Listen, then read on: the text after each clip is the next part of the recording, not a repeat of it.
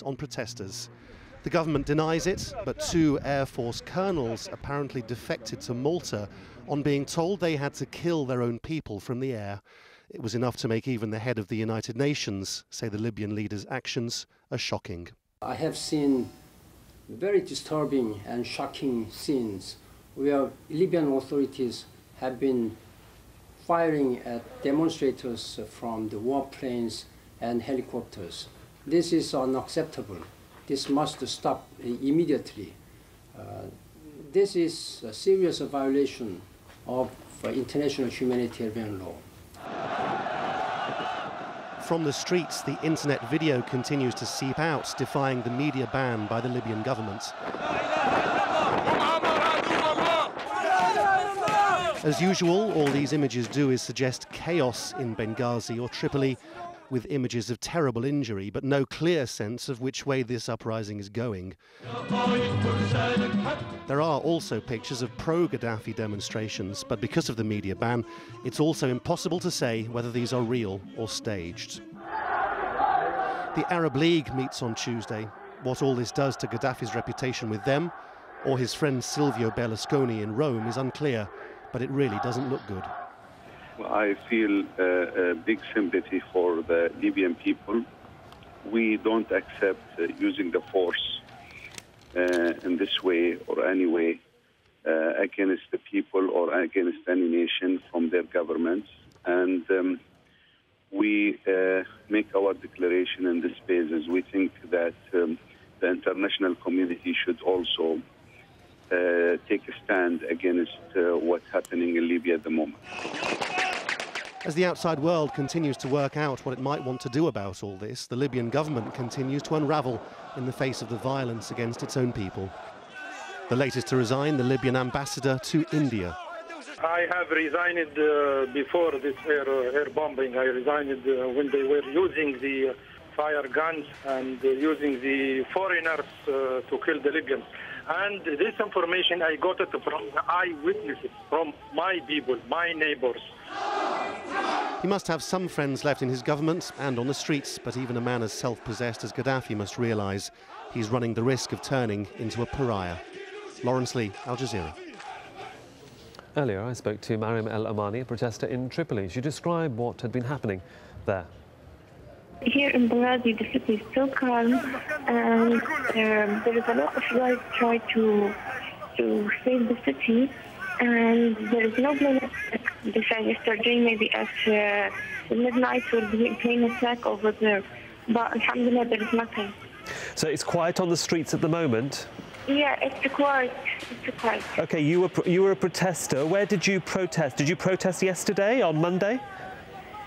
Yes, protest from the first day. Where did you protest? Because a lot of the kids, I'm a doctor, by the way. I'm a medical student in the first year now. I was in the Jannah hospital. In the hospital? You can't imagine what happened.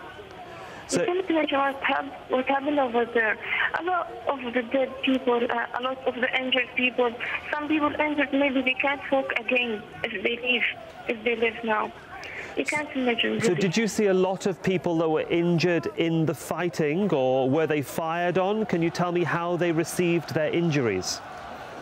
Yes, all the injury may in the head and the chest or on the spine. Well, they all at 17 to 34 age. What did witnesses say about the injuries that people had received? Yeah, they want to die. They said, we give our soul to our country. We are here for what happened in this country. Mm-hmm. They are not freedom. They have no freedom here.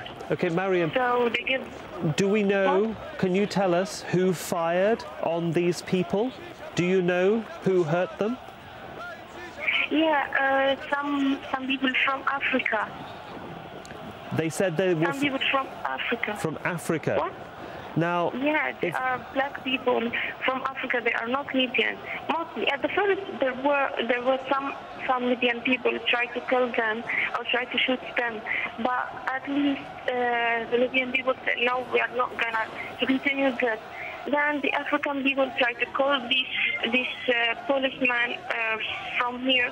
They killed them, about 41 from the police killed by this African, and then they shoot the people. The country's deputy ambassador to the UN is also unhappy with what's going on. Ibrahim Dabashi told my colleague Kamal Santamaria that it was time for Gaddafi to get out. Well, what's going on in Libya is a real genocide against the Libyan people. The Colonel Gaddafi is shooting his own people, and really the international community has to take a clear position about against the regime. I think they cannot wait much longer. What's going now cannot keep anyone silent. So you, even as an ambassador or as part of the ambassadorial team to the United Nations from Libya, clearly do not agree with anything that this regime is doing at the moment. Do you consider yourself a defector from that government which put you there? Well, we don't agree with anything the regime is doing. We are in the service of the people, according to even the Colonel Gaddafi philosophy. We are in the service of the people. We have never been in the service of the regime, and now we are in the disposition of the Libyan people to serve him. Certainly, the Libyan mission to the United Nations is the Libyan people's mission, and we are here to serve the Libyan people. Have you had any contact, or has your team had any contact either with Colonel Gaddafi or with other members of the regime? We don't have any contacts really with any official of the regime. Are you worried about making such public comments against the regime? No, I am not worried at all. I am worrying about the Libyan people. I am not worrying about my own safety. I am worrying about the safety of the Libyan people. The people are being shot in the streets. I am nothing with the sacrifices of the Libyan people. So what should in comparison with the sacrifice of the Libyan people? So if you could speak to Colonel Gaddafi right now, what would you suggest he does? I don't speak to Colonel Gaddafi. The only thing I tell him on the air now, he has to get out. Either he get out or the Libyan people will kick him out anyway. So that's what he has to know, and I think he knows it.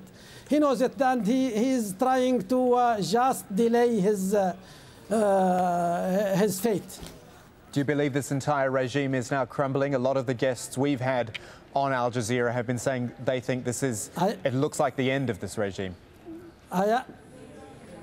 Yes, I think it is the end of the game. I think the fact he's continuing to kill his own people is the fact that the whole regime is crumbling, and we will soon see the fall of this regime. You must be speaking to other members of the international community there at the United Nations. What are they saying to you? Is anyone showing that they would involve themselves in any way? You know, it is a holiday today in the United States and the United Nations. Also, we don't have much